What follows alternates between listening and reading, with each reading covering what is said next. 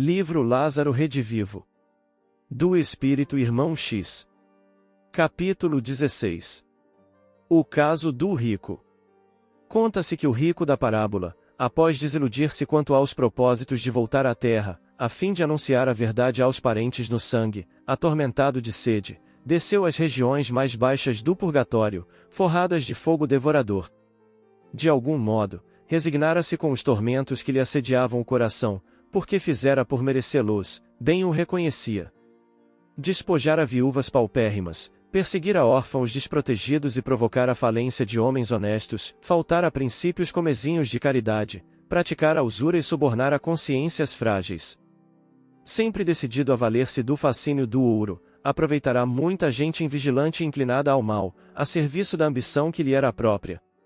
Receando o futuro, amealhara consideráveis haveres para os filhos, rodeara-os de vantagens e facilidades econômicas, à custa do angustiado suor dos humildes, por ele convertidos em escravos sofredores. Em suma, fora cruel e fazia jus à punição. Entretanto, não se conformava com a impossibilidade de avistar-se com a família. Por que não voltar à terra para renovar a concepção da mulher e dos filhos? A companheira sempre fora fiel às suas recomendações. Se pudesse falar-lhe, corrigiria tudo a tempo. Todavia, pai Abraão não lhe proporcionara qualquer esperança. Refletia, amargurado, consigo mesmo, quando surgiu alguém no seio das sombras. A princípio, não reconhecera o recém-chegado, mas, depois de um abraço, o visitante exclamou: "Não se lembra?" Retribuiu emocionadamente. Recordava-se, agora. Aquele era Benjamim, filho de Abacuque, que o precedera no túmulo. Espantava-o a surpresa do reencontro. Benjamim, tanto quanto ele próprio, fora usurário, de coração frio e duro. O manto roto denunciava-lhe a penosa situação e a cinza que lhe cobria as mãos, o rosto e os cabelos davam a ideia de que o mísero emergia do bojo de uma cratera. Terminadas as saudações da hora, o rico humilhado expôs-lhe o caso pessoal. Conformava-se com o purgatório tenebroso, no reconhecimento de suas culpas, contudo desesperava-se pela impossibilidade de voltar a casa, para relacionar a verdade dos fatos.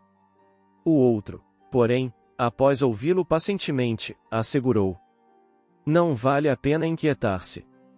Voltei e nada consegui." Voltou? Inquiriu o novo condenado, deixando transparecer, na voz, um raio de esperança. "Sim." E chegou a visitar sua casa, sua mulher, seus filhos, seus servos, suas propriedades, suas terras, seus jumentos, seus camelôs, seus bois? Sim. Visitou o templo? Visitei. Tornou a cruzar nossos campos? Tornei.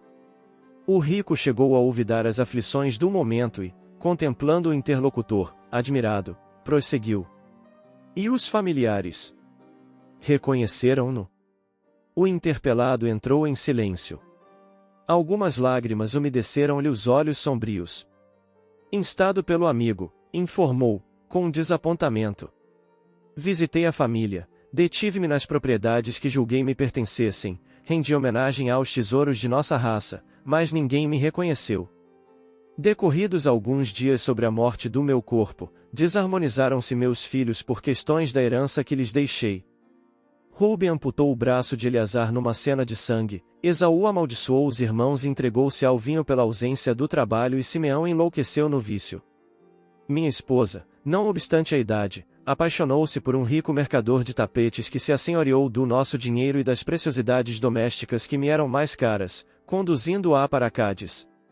Minhas terras de Gaza foram vendidas a qualquer preço a libertos romanos, meus camelôs foram entregues, a troco de reduzidas moedas, a velhacos negociantes do deserto, meus bois foram mortos, meus jumentos dispersos.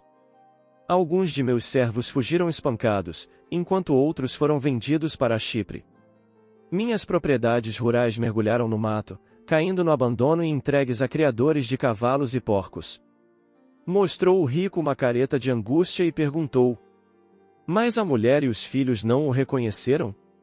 "Visitei-os à noite, para conversarmos a sós, no entanto expulsaram-me em desespero, insistindo para que eu descesse para sempre aos infernos."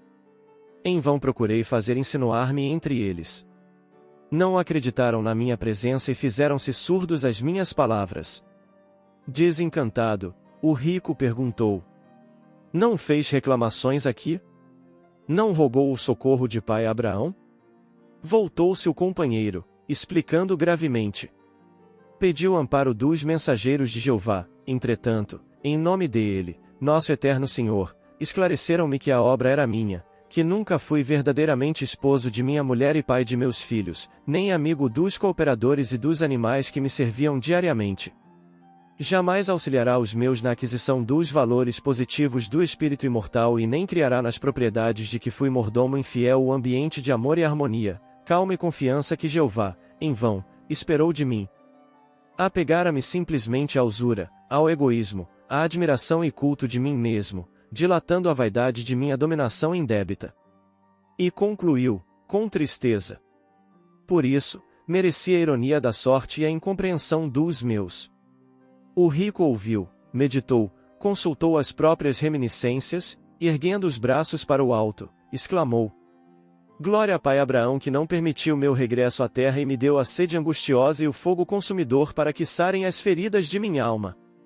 E, resignado, deitou-se na cinza quente do purgatório, esperando o futuro.